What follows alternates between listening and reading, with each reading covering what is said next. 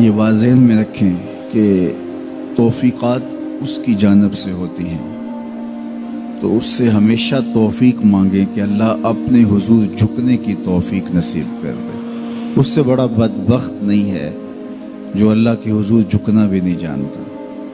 فجر کی اذان ہو رہی ہے اور وہ سو رہا ہے، ظہر گزر گئی کھیل کود میں لگا ہے، عصر گزر گئی وہ اپنے کاروبار میں منہمک ہے، مغرب عشاء گزر گئی اس کو خبر بھی نہیں۔ 5 نمازیں 5 اوقات میں گزر گئی اور اس کا سارا وقت غفلت میں گزر گیا۔ کیسے چین کی نیند آ گئی؟ کیسا مسلمان ہے، کیسا کلمہ گو ہے؟ اللہ کے حضور سجدہ ریزی کی سارا دن توفیق نصیب نہیں ہوئی، پھر اگلا دن بھی یوں گزر گیا، زندگیاں گزر جاتی ہیں، توفیق سجدہ نصیب نہیں ہوتی۔ اس شخص سے بڑا بدبخت کوئی نہیں جس کو اللہ کے حضور جھکنا نصیب نہیں ہوتا۔ اور یہ بات ذہن میں رکھیے گا، اللہ جب کسی سے ناراض ہوتا ہے تو رزق بند نہیں کرتا، اس کے لیے آب و دانے کی بندش نہیں کر دیتا، اس کی دیگر ضروریات روک نہیں لیتا، اس کو ہر کچھ بہم پہنچ رہا ہوتا ہے، لیکن اللہ کسی سے ناراض ہو سجدے کی توفیق چھین لیتا ہے۔ بندہ سمجھتا میں نماز نہیں پڑھتا، میاں تو کون ہے؟ تجھے توفیق سجدہ ہی نہیں دی جا رہی، تو نے اللہ کو ناراض کر لیا ہے، وہ تجھے اپنی چوکھٹ پہ بلاتا ہی نہیں، اپنی دہلیز پہ تمہیں حاضری کا اذن ہی نہیں دے رہا۔ تو اس سے معافی مانگو اور 5 گانا باجماعت نماز شعار زندگی بناؤ۔ اللہ کے محبوب علیہ السلام نے ارشاد فرمایا، حضرت انس رضی اللہ تعالی عنہ کی مرویات سے ہے، صحیح بخاری میں یہ حدیث موجود ہے کہ آقا کریم نے ارشاد فرمایا، ان احدکم اذا صلی ینادی ربہ، تم میں سے جب کوئی شخص نماز پڑھتا ہے تو وہ اپنے رب سے سرگوشیاں کر رہا ہوتا ہے۔ یہ اپنے رب سے ہم کلام ہونا ہے۔ حضرت سہل بن عبداللہ تستری کسی جنگل میں رہتے تھے، کچھ لوگ انہیں ملنے گئے تو کسی نے پوچھا واپسی پہ کہ حضرت یہاں تنہائی میں دن اور راتیں کیسے کاٹتے ہو؟ تو حضرت سہل نے کہا تمہیں کس نے کہا ہے میں تنہا رہتا ہوں؟ کہا کسی نے کیا کہنا تھا، ہم خود دیکھ رہے ہیں آپ تنہا ہیں۔ فرمایا تم نے غلط دیکھا، میرا جب اس سے باتیں کرنے کو جی چاہتا ہے تو میں نماز کے لیے کھڑا ہو جاتا ہوں، اور جب اس کی باتیں سننے کو جی چاہتا ہے تو قرآن کھول کے بیٹھ جاتا ہوں، کبھی اپنی سناتا رہتا ہوں کبھی اس کی سنتا رہتا ہوں۔ تمہیں کس نے کہا میں تنہا رہتا ہوں؟ میں تو دم دم اپنے رب کے ساتھ رہتا ہوں۔ تو جو نماز پڑھتا ہے وہ اپنے رب سے سرگوشیاں کرتا ہے، وہ اپنے رب سے بات کرتا ہے، اپنے رب سے ہم کلام ہوتا ہے۔ تو خوش نصیب لوگ جنہیں 5 گانا نماز نصیب ہوتی ہے، اور پھر اگر اس کے آداب کی رعایت کے ساتھ نصیب ہو، نماز پڑھنے کا جو انداز ہے وہ نصیب ہو جائے، جیسا کہ حدیث احسان میں ہے، جبریل امین نے حضور سے کچھ سوال کیے تھے، ان میں سے ایک سوال تھا حضور احسان کیا ہے؟ تو فرمایا تو اپنے رب کی عبادت اس طرح کرے کأنک تراہ، گویا تو اسے دیکھ رہا ہے، یہ تیری کیفیت ہو کہ تو اپنے رب کا دیدار کر رہا ہے۔ اللہ اکبر۔ حضرت سیدنا علی المرتضیٰ رضی اللہ تعالی عنہ سے کسی نے پوچھا کہ جس رب کی عبادت کرتے ہو کبھی اس کو دیکھا بھی ہے، کبھی اس کیفیت سے بھی گزرے ہو؟ تو فرمایا لم اعبد ربا لم اراہ، جب تک دیکھتا نہیں سجدہ ہی نہیں کرتا۔ تو اپنے رب کی عبادت ایسے کرو کہ تم گویا اسے دیکھ رہے، اور اگر یہ کیفیت تمہاری پیدا نہیں ہوتی تو کم از کم اس کیفیت میں آؤ کہ تمہارا رب تمہیں دیکھ رہا ہے۔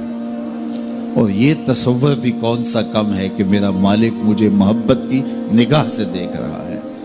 اس تصور میں سرشاری طاری ہو جاتی ہے کہ میرا مالک مجھے دیکھ رہا ہے۔ تو وہ انتہائی کیفیت ہے کہ اپنے رب کی عبادت اس طرح کرو کہ گویا تم اسے دیکھ رہے، اور اگر وہ کیفیت طاری نہیں ہوتی تو اس کیفیت میں ڈوب جاؤ کہ وہ تمہیں دیکھ رہا ہے۔ اگر یہ کیفیت بھی نصیب ہو جائے تو نماز کی لذت نصیب ہو جائے، نماز کا سرور نصیب ہو جائے، نماز کا حظ پیدا ہو جائے۔ میں نے ایسے لوگ بھی دیکھے ہیں مسجد کی ہمسائیگی میں ہوتے ہیں، نماز کی توفیق نہیں ہوتی۔ بعض اوقات یہ دیکھنے میں آتا ہے کہ کوئی جنازہ ہو جاتا ہے تو ظہر کے بعد جنازہ ہے، عصر کے بعد جنازہ ہے، تو گھر بالکل مسجد کے قریب ہے تو ظہر کے بعد میت اٹھائی جائے گی،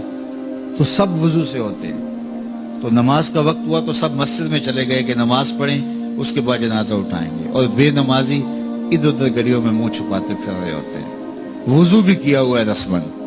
لیکن مسجد میں جانے کی توفیق نہیں مل رہی، وہ سمجھتے ہیں ہم نہیں جا رہے، میاں تمہیں کوئی بلا ہی نہیں رہا، اتنے بد نصیب ہو، جنازہ بھی تم اللہ کے لیے نہیں پڑھنے آئے، وہ بھی کسی کے دکھلاوے کے لیے آئے، وہ تو فرض کفایہ ہے اور یہ نماز فرض عین تھی، اور یہاں اللہ کا بلاوا آیا، اس کے لیے اذان کوئی نہیں، اس کے لیے اذان ہے، اور تم یہاں اذان سننے کے باوجود بھی مسجد کے باہر گھوم رہے ہو، بہانے بہانے کبھی ادھر جا رہے ہو کبھی ادھر جا رہے ہو، اور نمازی مسجد کا رخ کر رہے ہیں، تو یہ کتنی بد نصیبی ہوتی ہے کسی شخص کی کہ مسجد کی ہمسائیگی میں بھی رہتا ہو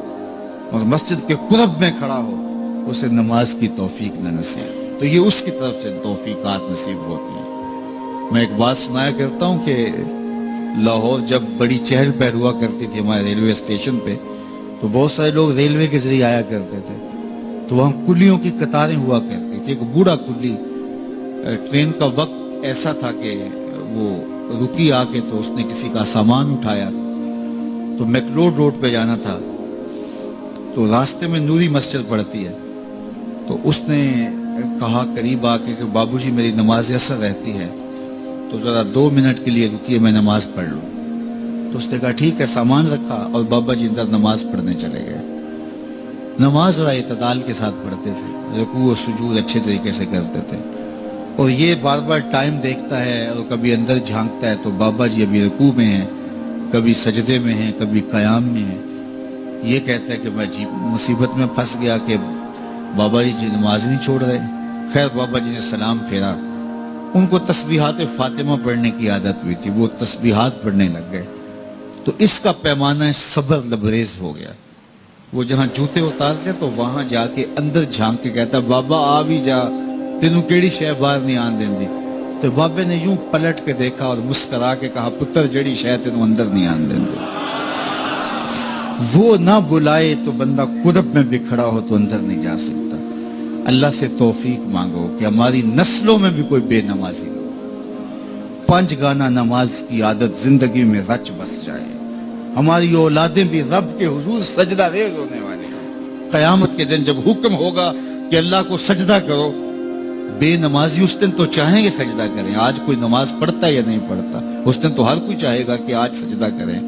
لیکن بے نمازی چاہے گا کمر اکڑ جائے گا، سجدہ کر نہیں سکے گا۔ قرآن بتاتا ہے کچھ لوگ جہنم کی طرف دھکیل کے لے جائے جا رہے ہوں گے، ان کو کچھ لوگ پوچھیں گے ما سلککم فی سقر،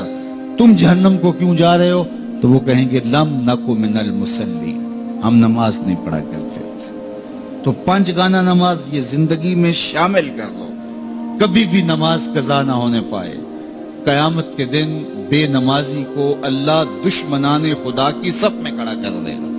جہاں نمرود کھڑا ہوگا، جہاں فرعون کھڑا ہوگا، جہاں حامان کھڑا ہوگا، جہاں قارون کھڑا ہوگا، جہاں دشمنان